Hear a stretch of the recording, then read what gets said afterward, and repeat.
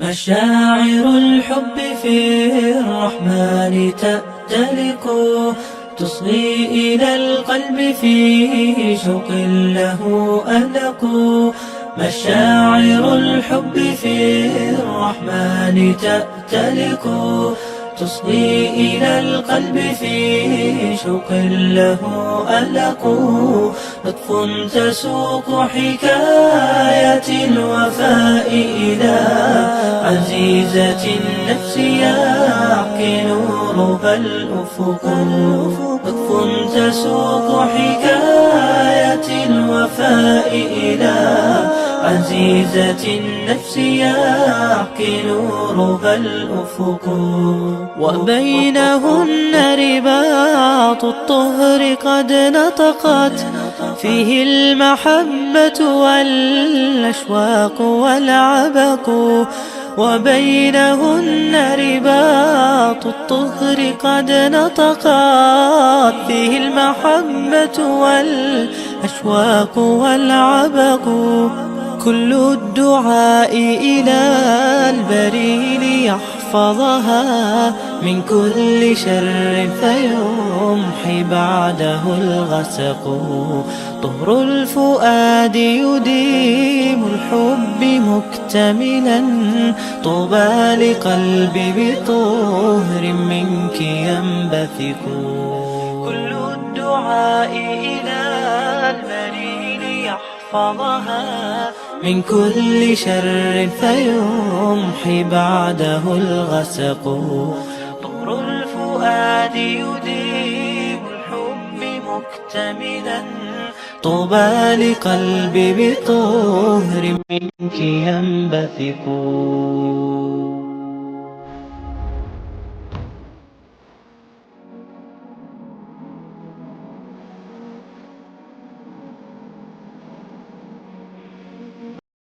مشاعر في الرحمن تأتلق، تصغي إلى القلب في شوق له ألق.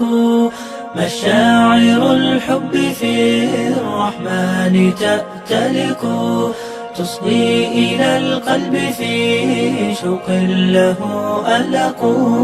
لطف تسوق حكاية الوفاء إلى عزيزة النفس يحكي نورها الأفق.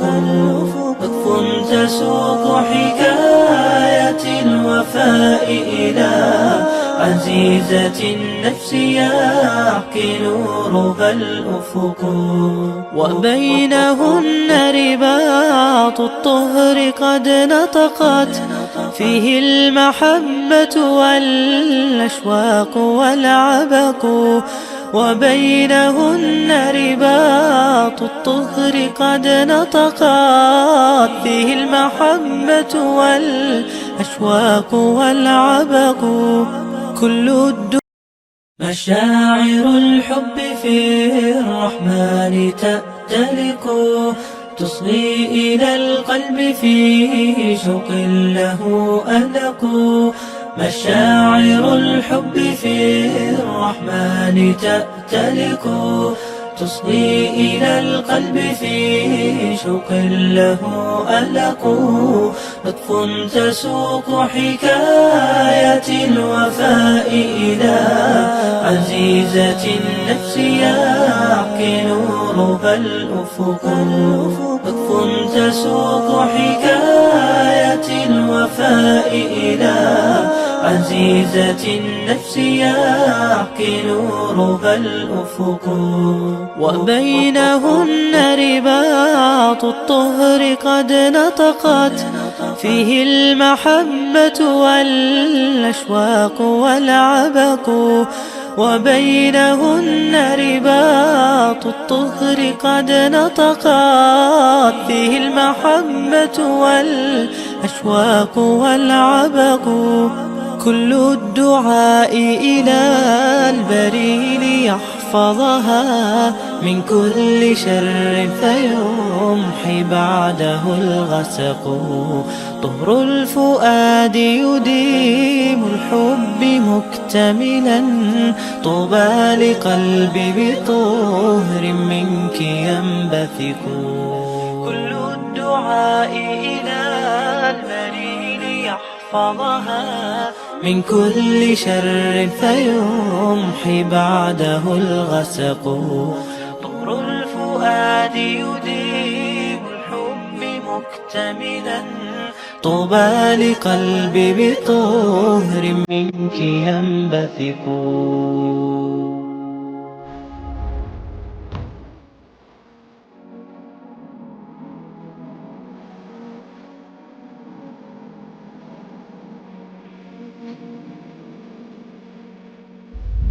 Congratulate you upon your 80th birthday, which you have celebrated recently in September 15th, 2024.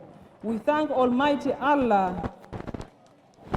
We thank Almighty Allah for your life and for the life of Mama Janet Yoweri Kaguta Museveni.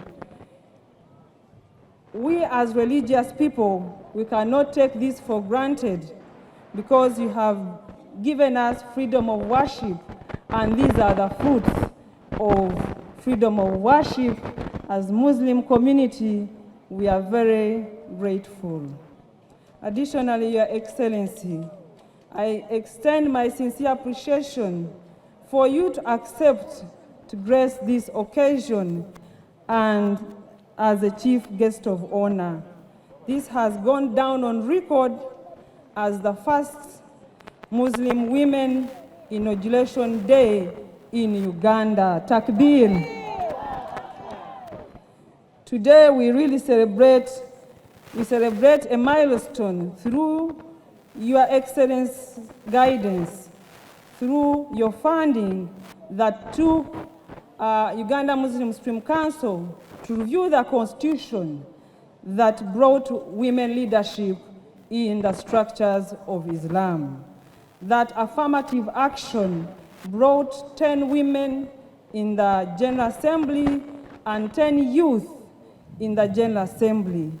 It brought 78 women in the districts and 600 women and the youth in the county levels and 15,000 at the grassroots level.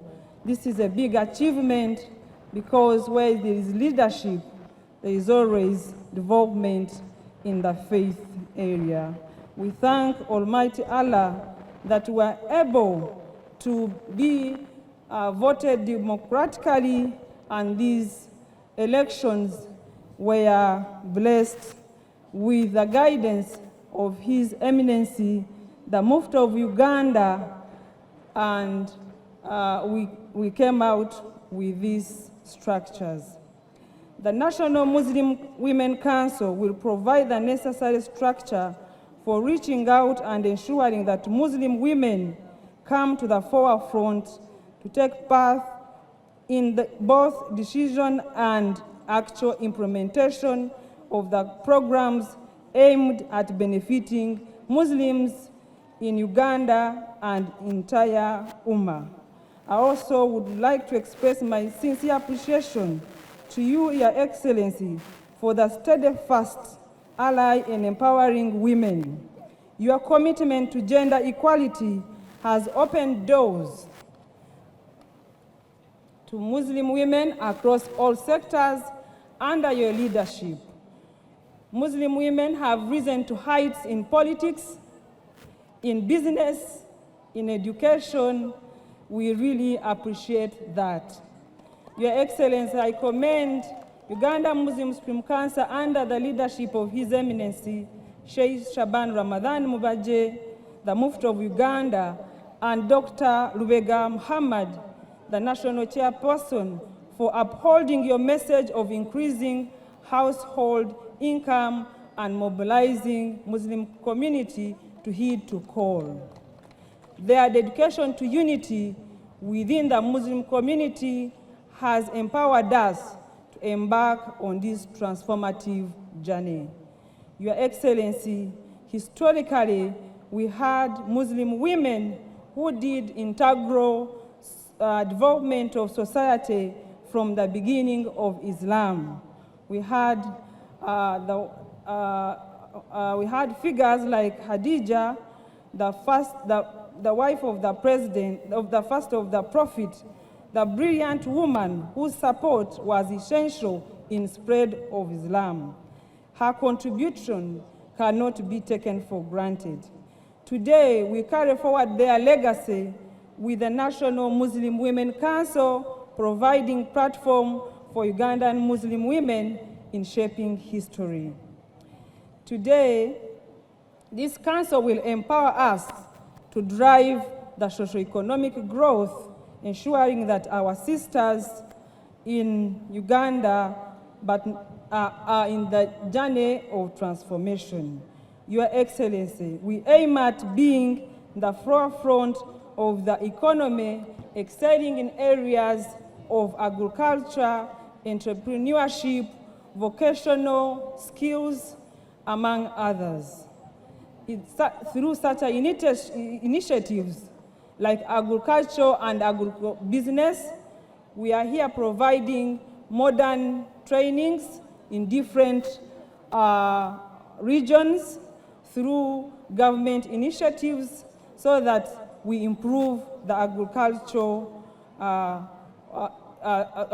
development as an engine of wealth creation.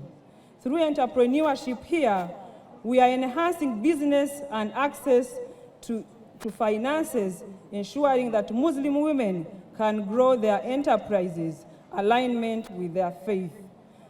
Through a vocational training, we are offering training programs to women in different regions, especially the 4-zone country regions, Eastern, North, West, and Central, in various skills like tailoring, IT, among others.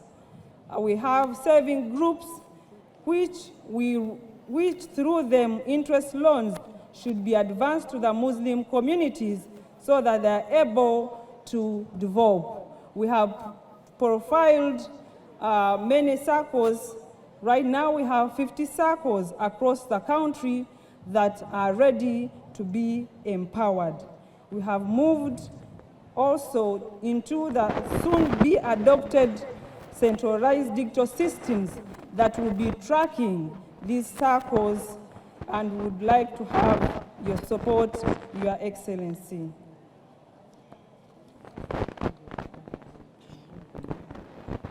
Your Excellency, through vocational, as I've already informed the public, we seek your support for the vocational centers so that we are able to improve, and also we appreciate the government initiatives, but would like to foster more development.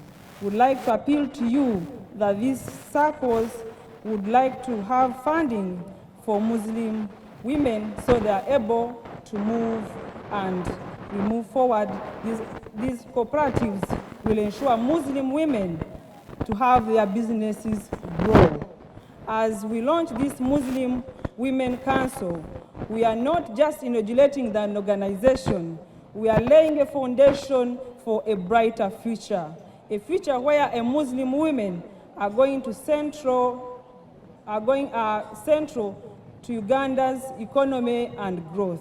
Together, we will build a society where Muslim women have tools, resources, opportunities to recognize their full potentials. As such, Your Excellency, we request you consider supporting us with means of transport so that we are able to mobilize these regions. May Allah subhanahu wa ta'ala guide our efforts, bless our leadership, and grant us success. Amen. As we enter this political season, we ask Almighty Allah to grant you, Your Excellency, more wisdom to continue guiding our country for spirituality. I would like to take this opportunity to thank some individuals who have been there for us as we prepare this function. We have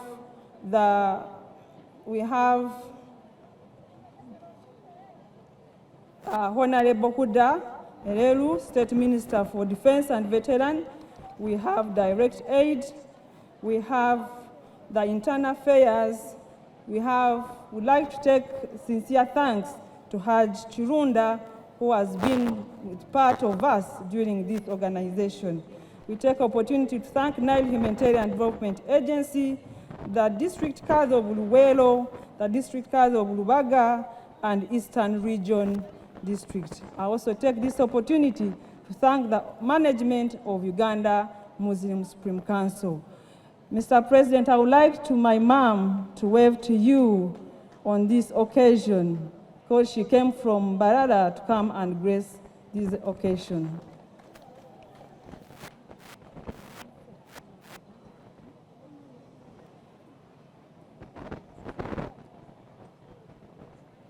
She's around, she's not feeling well, but she decided to come because she was really happy to be with us on this occasion. Allow me, she can maybe wave from wherever she is, so that, thank you, Your Excellency. Ma'am, you can wave wherever you are, he will see you. Thank you. I would like to thank the Uganda Muslim Women Council for the support that you have given us, that you have been cooperative. I take this opportunity also to thank the organizing committee that has put effortless nights and days so that this function is colorful. I thank Hajat Namyalo, who has been also here as part of us. I thank all the ministers who have graced this occasion, and I pray that Allah guides us and we get the best out of this function. Your Excellency, I would like to have a picture with you if you request, if you accept. Thank you so much. Abakyala mwenna abazze wano oli musanyufu nnyo, district kadhi, ba regional kadhi, abakyala b'organization mwenna, abakyala bonna structures zonna ndi musanyufu nnyo, abavudde ebusoga mwenna, thank you so much for coming. Mwenna mwebale nnyo. Thank you so much. Uganda Muslim Supreme Council has structures like the chairperson said, but I wanted to give an elaboration as a precursor to the 50 plus that we are anticipating. We have 15,400 mosques, each one with over 10 administrators. We have about 700 counties, the equivalent of a constituency, with over 30 leaders and a council. We have 78 Muslim districts led by the district Qadi, management and executive, and a district council. And we have the General Assembly at the national level, which is the equivalent of the parliament that I heard as the speaker. These structures, Your Excellency, as I briefed you before, are able and willing to work to improve the socio-economic status of Ugandans as they learn a lot from your counsel, from your wisdom, from your experience in the emancipation of not only women, but fighting poverty. I take the honor, Excellency, to invite His Eminence, the Mufti of Uganda, Dr. Shaban Ramadhan Mubaje, to address you.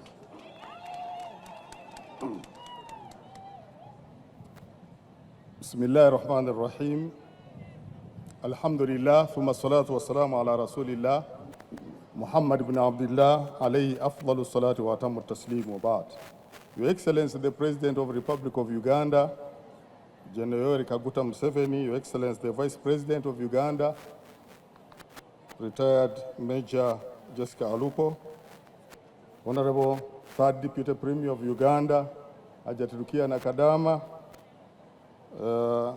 Honorable Chairman, Uganda Muslim Supreme Council, Professor Rubega, Deputy Chairman, Sheikh Abdul Bedi Kamregeya, Chairman of the Shura, Honorable Ministers present, Honorable Members of the General Assembly, the District Qadis, Regional Assistants, all protocol observed. Your Excellency olw'ebiseera, assalamu alaikum wa rahmatullahi ta'ala wa barakatuh nammwe. Your Excellency, ntegedde nti ebiseera olina bitono, mbadde ne speech naye nja kujjabulamu bintu bitono. Okusookera ddala, Your Excellency, nkwaniriza wano ku Old Kampala Secondary School Playground olw'okujja okuwa ekitiibwa abakyala bamaama baffe bannyinaffe abazze mu bungi nga bagenda okwenyigira mu mirimu gy'okuweereza eddiini yaabwe n'eggwanga lyabwe. Weebale nnyo Excellency okufiisa ekiseera n'ojja obeere ku mukolo guno. Weebale kuguweesa ekitiibwa Excellency. Bannange mukubireko His Excellency obuluulu.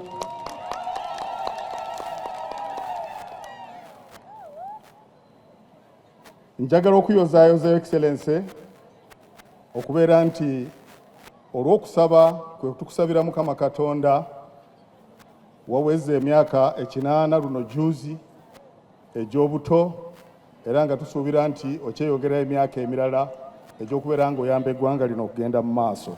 Mukama Katonda akutukuumire. Njozaayozayo Excellency ne bannayuganda bonna okutuuka ku meefuga ag'enkaaga omwebiri agatuuka enkya, ate nga twaliwo mu mwaka gw'Olukumi nga twefuga. Ameefuga amatuufu ge gano ge tutandise okuyingiramu ng'omuzungu kyagamba nti independence.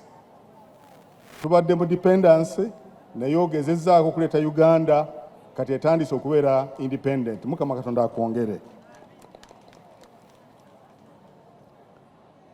Uganda Muslim Supreme Council yali tewagira bakyala kubeera mu public space eyaliwo okusooka, naye nga bwe bakyogedde twalaba nti bamaama ab'eggwanga balina kubeera nga mirimu gyo ddiini yaabwe n'emirimu gy'eggwanga lyabwe bagyenyigiramu, kubanga be bantu abasobola okumoldinga oba okuweesa emirembe egy'omu maaso. N'olwekyo Supreme Council bw'eteekawo constitution eno eyakyusibwamu era gye wawagira, y'ensonga lwaki tuli wano olwaleero nga tulaba bamaama banakazadde b'eggwanga nti nabo kati bavuddeyo, beetaaga okubeera nga nabo beenyigira mu buli kanyomero akabeera nti kakulaakulanya eddiini yaabwe n'eggwanga lyabwe. Mbayozaayoza bamaama, mwebale nnyo. Mukama Katonda abawe omukisa era mweyongere okubeera nga mwewaayo okusoma eddiini yammwe n'okuweereza eggwanga lyammwe, ku lw'okubanga mmwe musobola okututeekerawo emirembe egiddawo mu maaso. Your Excellency, obusiraamu bwa Uganda bwegasse, tetulina ntalo, tetulina kulwana kwonna, era tugezaako okukubiriza abantu baffe babeere kimu.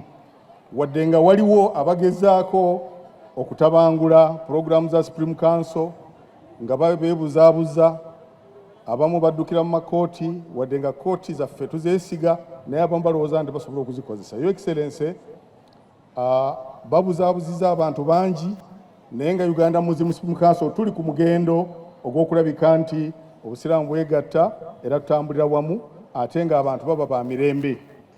Your Excellency, waliwo abavubuka abakozesa obubi social media ennaku zino baagala kutuleetera obutabanguko. Bavuma buli kiramu, bavuma ggwe, bavuma nze, bavuma bakabaka, bavuma biki, naye nga beerimbise mu bwabaseeka. Tugezaako okunootinga abantu abo, tujja kubayita era tubeere nga tubalabula baleme kututabangulira eggwanga lino. Your Excellency, njagala okwebaza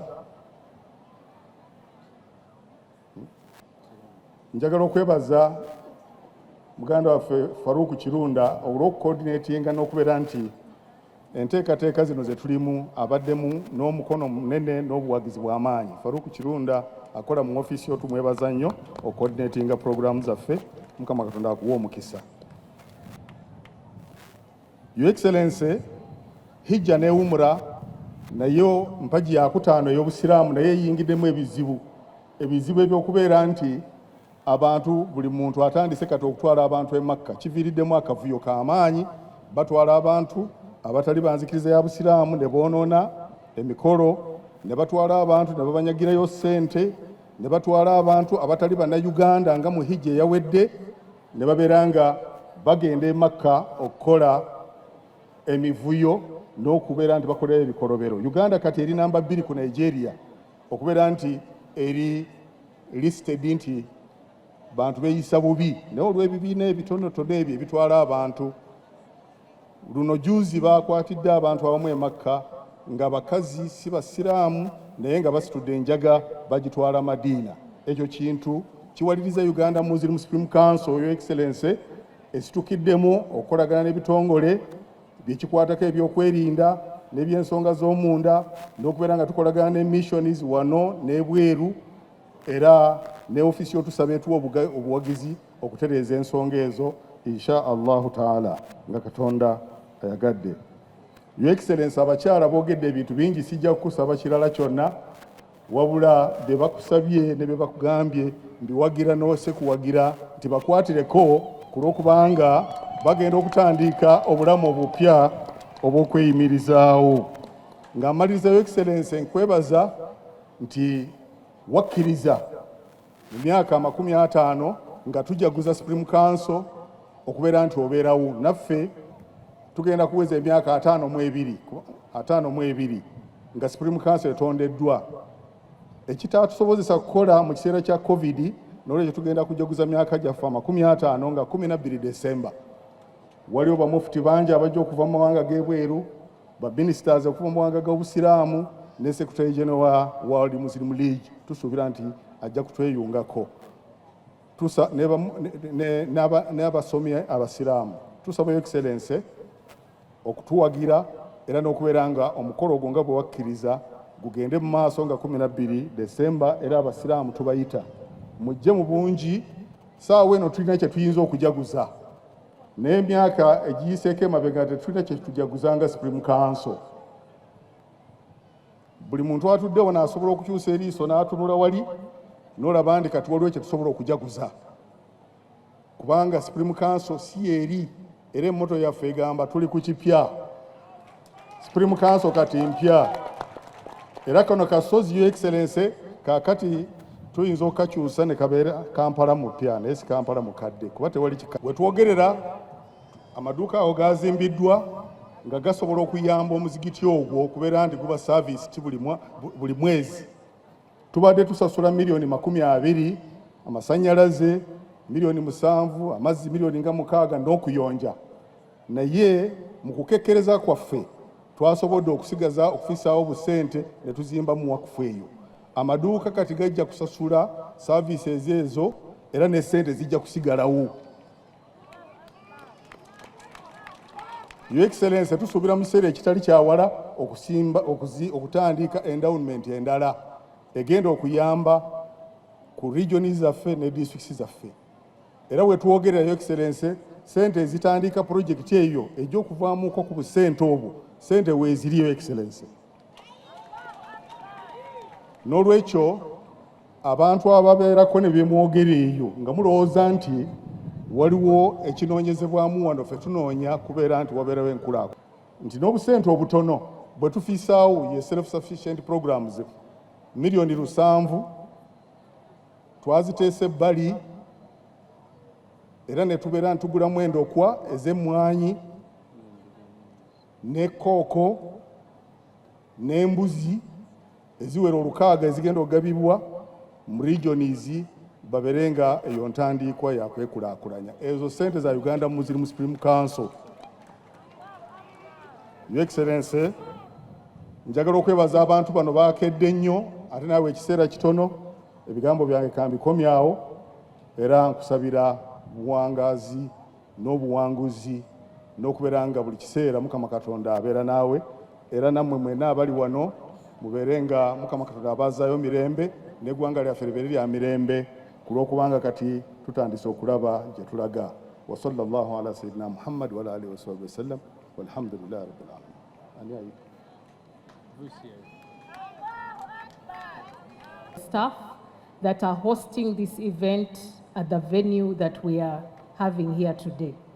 Thank you very much. I now take this opportunity to invite the Vice President of the Republic of Uganda, retired Major Jessica Alupo, to invite our guest of honor, the President of the Republic of Uganda.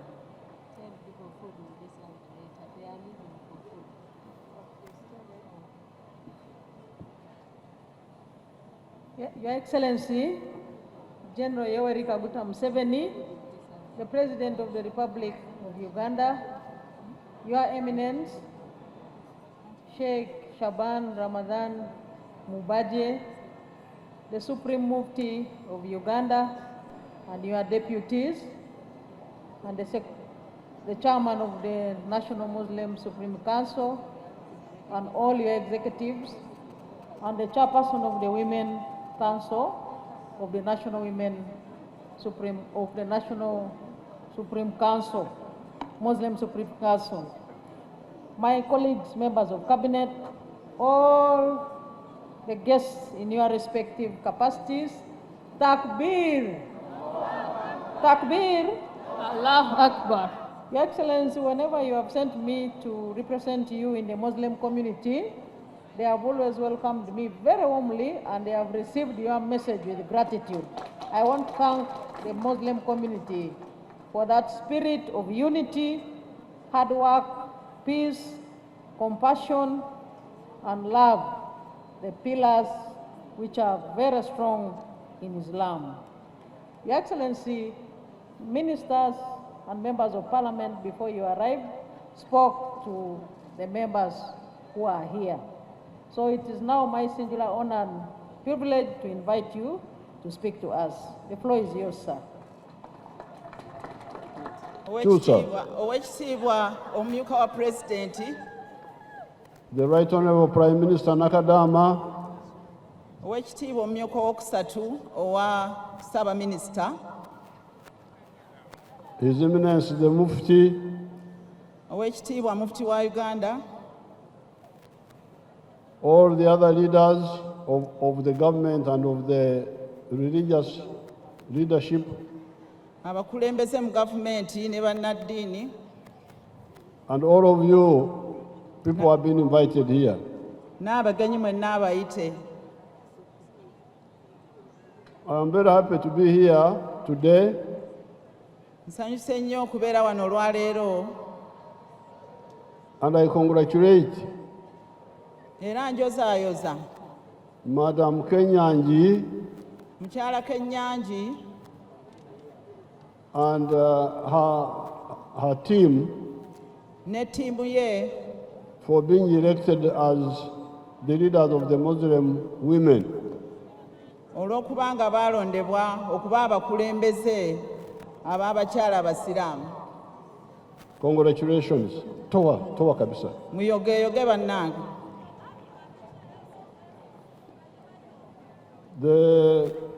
But before I talk about the council, naye nga sinnayogera ku kakiiko ako, I want to thank God. njagala okwebaza Mukama Katonda. Towa kabisa wewe, towa kabisa.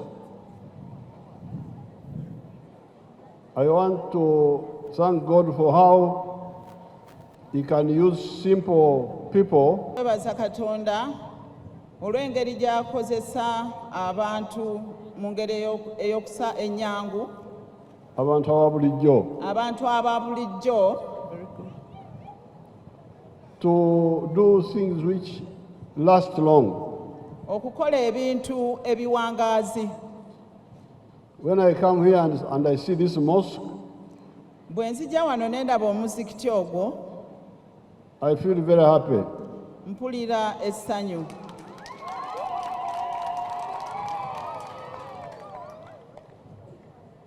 Because, as you know, this mosque was not there. Olw'ensonga nti omuzikiti ogwo edda tegwaliwo. During Amin's time, Ku mulembe gwa Idi Amin, the people who were in charge had got money from Saudi Arabia abantu abaali mu buyinza baali baafuna ssente okuva e Saudi Arabia to build a mosque, okusimba omuzikiti ogwo. but they had not done so. They had built a crooked structure which had a crooked tower. Tebasobola kuzimba musikiti wabula bazimbe ekintuntu ekitalina shape. Now, the Muslim leaders kept telling me about the mosque. Abakulembeze b'Obusiraamu bagenda mu maaso nga bambuulira ku nsonga z'omuzikiti ogwo okuzimba. Until I talked with Muammar Gaddafi, Okutuusa lwe nayogera n'omugenzi Muammar Gaddafi, and he agreed to build the mosque. n'akkiriza okuzimba omuzikiti ogwo. And the mosque is now here. Era omuzikiti kati weeguli guugwo. And the other structures which you heard the Mufti talking about, the shops and so on. Kuliko n'ebizimbe ebirala ng'amaduuka nga Mufti bw'agambye.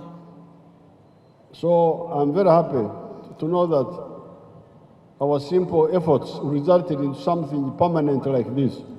Kale ndi musanyufu olw'okulaba nti amaanyi agataali mangi ge twateekamu twajjamu ekintu ekyobuwangaazi ekifaanana bwe kityo. Then you have King Fahad Plaza Tulina n'ekizimbe ekirala ekya King Fahad Plaza in town there. wali mu kibuga. Again, I talked to somebody, I think it was Saudi Arabia. Era nayogera n'omuntu alabika Saudi Arabia How to support this Islamic University of Mbale. ngeri ki gy'asobola okuyamba okuwagira ettendekero ly'Obusiraamu ery'Embaale. And they gave me $7 million, which was used to build that King Fahd Plaza. Era ne bampa obukadde 7 obwa dola era twabukozesa okuzimba King Fahd Plaza. And that has been helping the University of Mbale. Era ekizimbe ekyo kiyamba nnyo okuddukanya University y'e Mbale. Then the Mbale University itself. Ne University yennyini, Some of the people had rejected the idea of an Islamic university. abantu abamu baali tebakkiriza kirowoozo kya kuggulawo ttendekero lya Busiraamu. I said, why? Ne ŋŋamba lwaki? They said they are trying to make us an Islamic country. Bo ne bagamba nti batya nnyo nti kubanga bagezaako okufuula aba Uganda nsi ya Busiraamu bokka. I said, no, some of our people are Muslims. Ne mbagamba nedda abantu baffe abamu Bayisiraamu. There is no harm in having something Islamic because some of our people are Muslims. Tekirina kizibu kyonna okuba n'ettendekero kubanga tulina abantu abasiraamu. I therefore gave Nkoma SS, a government school, N'olwekyo ne mpaayo essomero lya Nkoma Secondary School eryali erya gavumenti, I gave it to them. ne ndiwa ettendekero eryo. And they started that university with that school. Era ne batandika okuzimba yunivasite eyo. Now, these days, wherever I go, I found so many young people who have graduated from that university. Era buli wendaga nsanga nnyo abantu abaafuluma okuva mu ttendekero eryo nebuna eri buli omu mu mmwe. Takbir. You know, the 1979, Mujjukira omwaka 1979 when we were fighting Idi Amin, bwe twali tulwanyisa Idi Amin, when we entered Uganda, bwe twayingira mu Uganda, we recruited many young people. twawandiisa abantu bangi abavubuka abato, including girls, nga mulimu n'abawala, to join the army. nga twagala ne tubawandiisa bayingire amagye. But at that time, we were mixed. N'ebiseera ebyo twali batabule. We had our other groups, UPC, what, they were with us. Twalimu ebibiina nga UPC n'ebibiina ebirala. So when we came to forming one army, Bwe twatandika ekirowoozo ky'okuggulawo oba okutandika ejje erimu. Our UPC partners refused the girls. Mikwano gyaffe aba UPC ne bagamba tetujja kukkiriza abawala kuyingira magye. Women are not for army. Era ne bagamba nti abakyala tebasaana kubeera mu magye. We were stuck with our girls in Mbarara there. Kaakati ffe twasoberwa n'abawala be twali tuwandiisizza e Mbarara. But naye when we had the second round of fighting, bwe twaddamu ne tufuna rawundi ey'okubiri nga tulwana in Ruwero, Ruwero, we resurrected our idea of the women joining the army. Era twazuukiza ekirowoozo kyaffe eky'abakyala okuyingira amagye. And this time we were by ourselves. Era ku luno twali ffeka. And the women joined in big numbers. Era abakyala bayingira amagye. N'omuwendo munene gw'abakyala gwayingira amagye. When we captured power, bwe twakwata obuyinza, they joined the National Army for the first time. Omulundi ogusookera ddala abakyala bayingira mu ggye ly'eggwanga. Ate abakyala abo munange bakuba sabawa. And these women can shoot terribly. Kubanga omukyala ayinza kuyisa ewuzi mu mpiso. Because a woman can get a thread and passes it through the hole of a needle. Which men cannot easily do. Abasajja kye batasobola kukola. So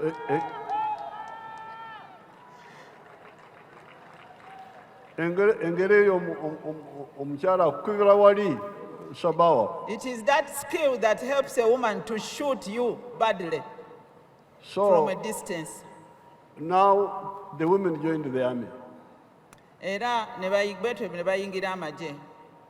Of course, in the bush, all the RCs, all the RCs, we were calling them RCs, there was a women seat, all of them. Era bwe twali mu nsiko obukulembeze obw'ebyalo twali twateekako ekifo ky'abakyala. Out of the 9, one was for the youth, one was for the women, and so on. Ku bukiiko bantu 9, omu entebe emu yali ya mukyala, endala yali ya muvubuka. Now, when we came to Parliament, bwe ne tujja mu Parliament, we created the special seats for the women. Twateekawo ekifo ekyenjawulo eky'abakyala. And other groups. N'abalala, groups endala. Marginalized groups. Abaali balekedde ebbali. So now, kati no, I didn't know that you, the Muslim people, had been left behind. Naye nali simanyi nti abakyala abasiraamu, abantu abasiraamu baali bamu ku be balekeddwa ebbali. Mwali mukyasigadde emabega ku kigambo ky'abakyala. Twali tukyasigadde, we were still backward on the issue of women. N'olwekyo mbaaniriza okuyingira mu mugendo gw'okununula Abannayuganda bonna. I therefore welcome you to this long journey of the civilized people. Because I don't know who started this idea of forgetting women. I cannot really understand. Simanyi ani yatandikawo endowooza eno ey'okwerabiranga abakyala mu buli nsonga. Because the women are the manufacturers of human beings. Kubanga abakyala ge makolero agavaamu abaana Adamu. General Yoweri Museveni Mulamba yava mu mukazi bannange. Ne President Museveni yazaalibwa mukyala, takbiru. So how can you forget? I cannot understand. Sitegeera lwaki kiri bwe kityo. Even in the Christian churches, there's a problem that a woman cannot be a priest. What is the problem exactly? Ne mu makanisa wakyaliyo ekizibu nti omukyala tasobola kubeera mwawule. So eyo ffe twavayo dda. Era, for us, we left that stage long time ago. Your Excellency, I'm a female sheikh.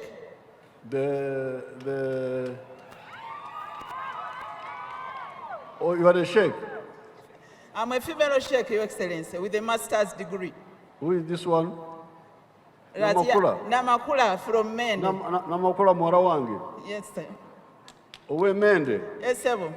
Abasalamu baffe waliwo batya Mende. Asiramu bakutumidde ssebo. Very good. Naam. So, N'olwekyo, I really want to congratulate you getting out of that I don't know, I don't want to use strong words, but it's a wrong way. n'olwekyo bannanga abasiraamu tuboozaayoza olw'okubanga muvudde mu mbeera eyo ebadde tetegeerekeka bulungi. That the women are 51% of the whole population. Abakyala bali 51 ku buli 100. So how can you forget 51%? For whom are you working now? Kakati bw'oneerabira 51 ku buli 100 onaaba okola n'ani? It's really blindness. Obwo buba buzibe bwennyini. Now that you are coming out, Kati nga bwe muvuddeyo, the only thing I can emphasize for all Ugandans ekintu kye njagala okusimbako essira eri bannayuganda mwenna is what is in the Bible. kye kiri mu Bayibuli. There is where they talk of the talents. Waliwo boogerera ku bitone. Somebody gave talents to his workers. Omuntu yawaayo ki? I don't know the right. Etalanta. Yawaayo etalanta eri abalala, ekitone eri abalala. Etalanta that time was money. Talents was money. Ebiseera ebyo ekigambo ekyo kyali kitegeeza ssente. So he gave some money to his people. Naawe abantu be ssente omuntu oyo. Then he went on a long journey. N'agenda mu lugendo olwali oluwanvu. When he came back, Omuntu oyo bwe yakomawo, one of the workers had multiplied the talents. Omu ku bakozi be yali azaazizza ssente ezo nga zikoza amagoba. I know you people, you say riba. Mmanyi abasiraamu mwogera nnyo ekigambo riba. Naye ebiseera bino nange nafuukako sheikh. Ebiseera bino, nowadays I'm also becoming partly a sheikh. Because people were refusing my money of PDM that it has got riba. Kubanga abantu baali bagaanye ssente eza parish development model nga baga nti ziri mu riba. A girl from Kasau wrote to me about it, and I also answered her. Waliwo omuntu yava ludda lw'e Kasawo n'akyogera gye ndi nange ne muddamu. She wrote to me, and I wrote back to her. Yampandiikira ku nsonga eyo nange ne muwandiikira ne muddamu. But bwe nkwereza embuzi n'ezaala, when I send you a goat and it produces a kid, abanyankwere balina ebigambo bingi kubanga embuzi bw'ezaala abaana babayita emyagazi. akaana k'embuzi mu Lunyankole bakayita nnyagazi.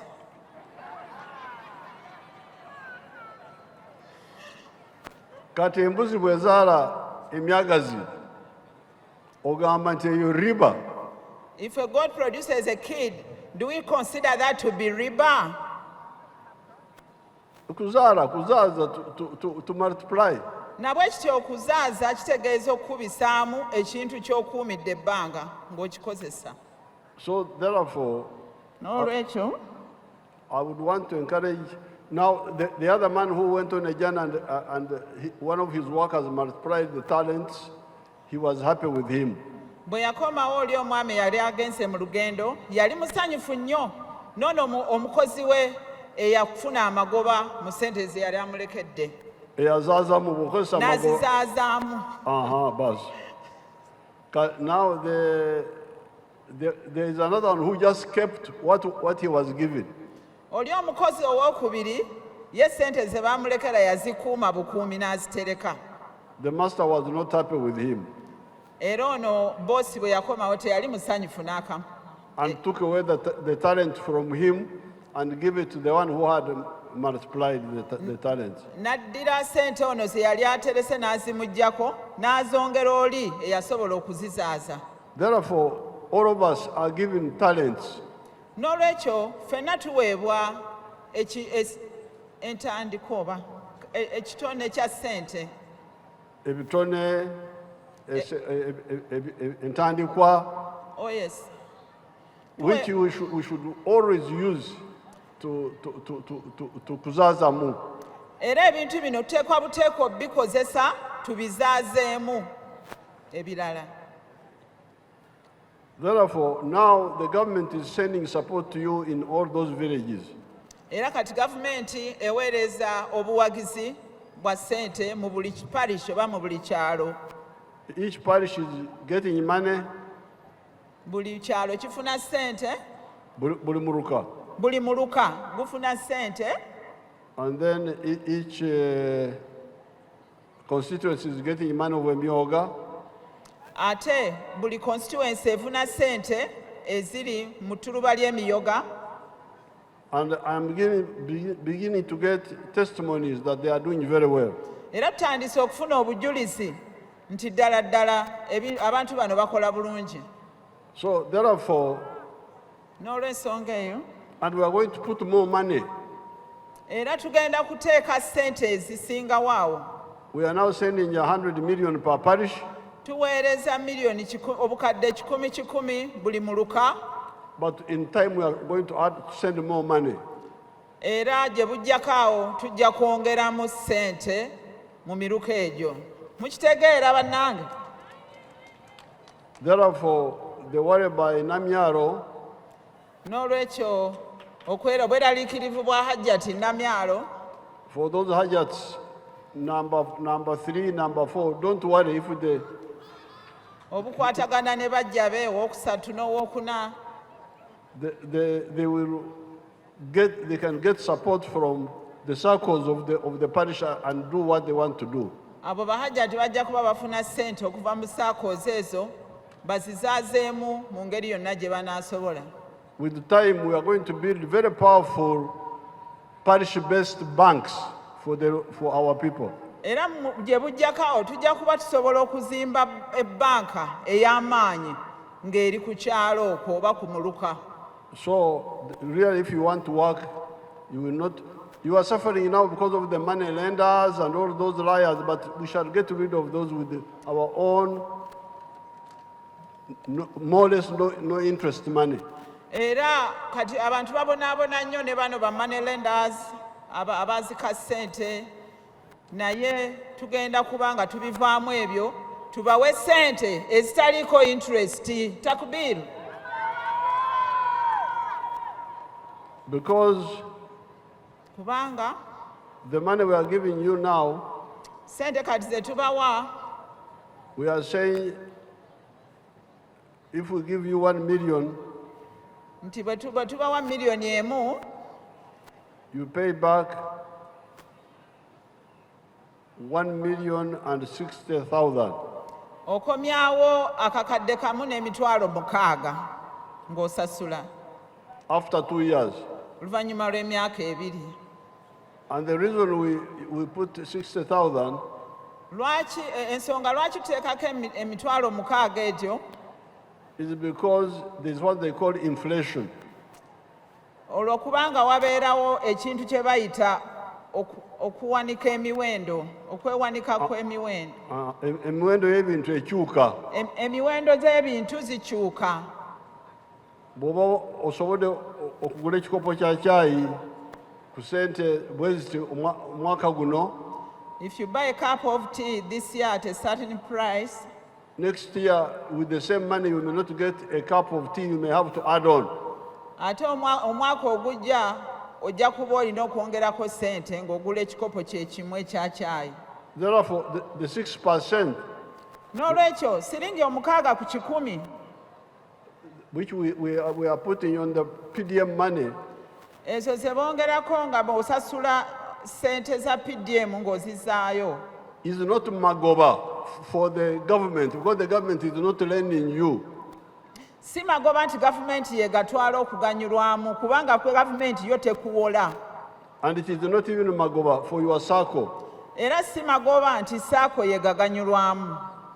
It is to maintain the value of your money. Esente ezo ziriwo okukuuma sente zo oba value ya sente zo nga zisigala ze zimu. Forget about the money, you think about the cup of coffee. Era kati gwe tolowooza nnyo mu kifaananyi kya ssente, lowooza mu kikopo kya caayi nti kyera kisigala kye kimu. I wanted a cup of coffee this year, and next year the same cup of coffee, and the year after the same.